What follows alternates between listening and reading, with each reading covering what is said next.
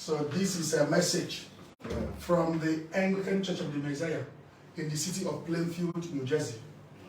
The Anglican Diocese of St. Ignatius Loyola, United States of America. Send this message. You can open it. Ndewo gị onye ọma na-ege ntị ma na-ekiri ekiri.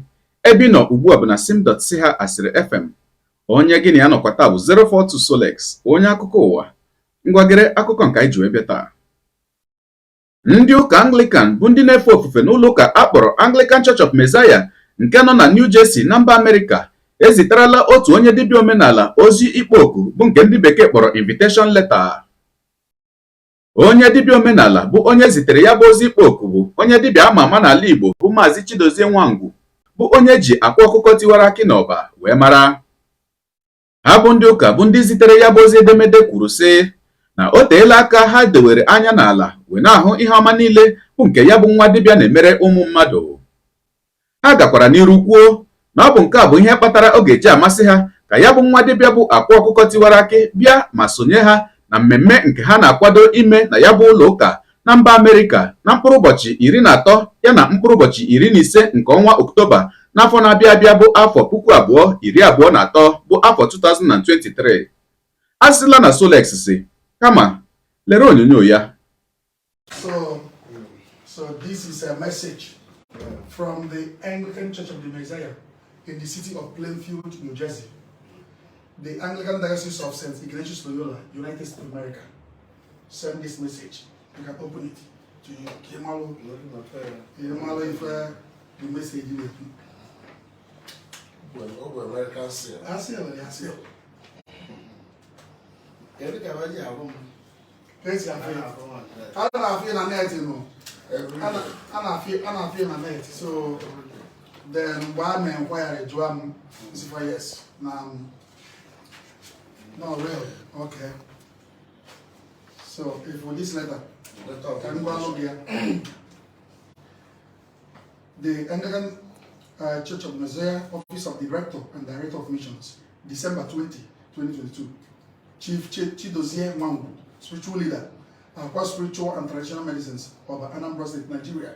The Chief Nwangwu, Ray, official invitation to the Anniversary, Investiture and Community Leadership and Services Award.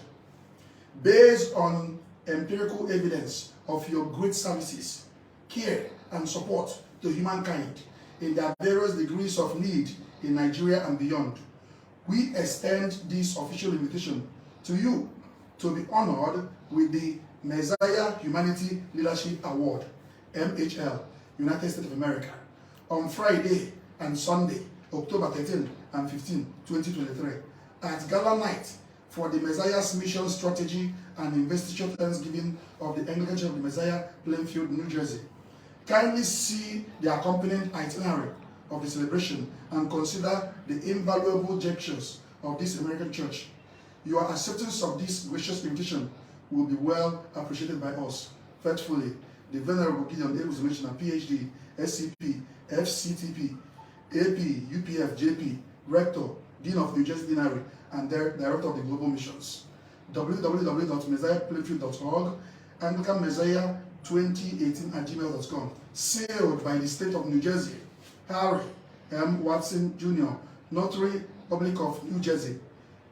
Commissioner's expiration date is 2023. So, and this is the itinerary of the event that will start, the itinerary for the Fraternal Order of the Knights and Day of Christ the Messiah USA, Ordination for Global Missions and Community Services Award.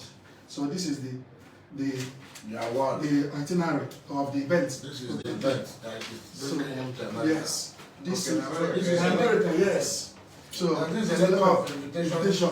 You get this letter into all the embassy. where the embassy. So my AJ feel former about DS-160, the American Embassy website. So I can assist you to do it. No Maybe my laptop there here. So if you got Japalo visa na GT Bank, so I can put the file you send this here to the agent, get what is already the interview date. Na US embassy in Lagos or Abuja, the one you want to go, and they will do your passport. You want to passport. Good. Good. So here's another appointment. Mama, there feel give her online. So this is. I am a occasion. Yes. So about to do that. But today I'm going to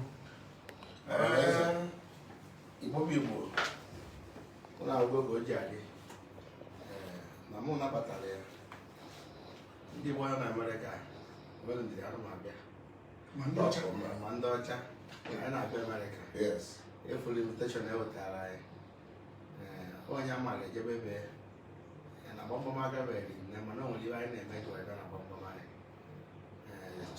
anyị n'ime ụlọ ka a na-akụ gbamgbam nna nwere ibe na-eme full support.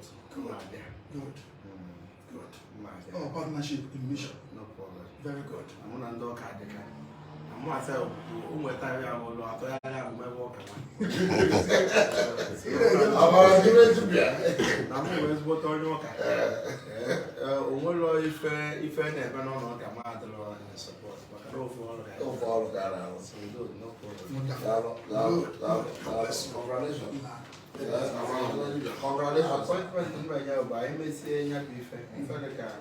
Monday, Tuesday, next week, after this rotation. I will be here on the 30th and Friday. Yes, I'll be here. It's an honor. An honor. Okay, what's this? Sit down. All right. Ọkwa ịhụla ya bụ ihe onyonyo ọ ga-amasị anyị ma ọ bụrụ na ị ga-edenyere anyị ebumnuche gị makwanụ etu isi hụ ya bụ ihe mere n'ọkwa kọmentị n'ihi na a sị na uche onye adịghị ya njọ. Daalụkwa gị onye na-eso ebere anyị esonye ekelekwa gị wee na-asị gị jide ka iji onye asị ya jide ka o ji mara na nke o ji kacha mma. Ekpere mbụ na Chineke nna ga na-anọnyere gị na-etinyere gị aka n'ihe niile nke ị na-eme. Gee taa bụkwanụ mbụ ị na-ahụ ihe onyonyo anyị asị gị nnọọ onye gị na aka nọkwa bụ 042 Solex onye akụkọ ụwa n'iru akwụkwọ efere mba ụwa. Ya mere ọ bụrụ na ka mmere dị gị mma n'obi nwanne biko ọ bụ na Facebook na Instagram ka ị na-ahụ ihe onyonyo a pịara m follow.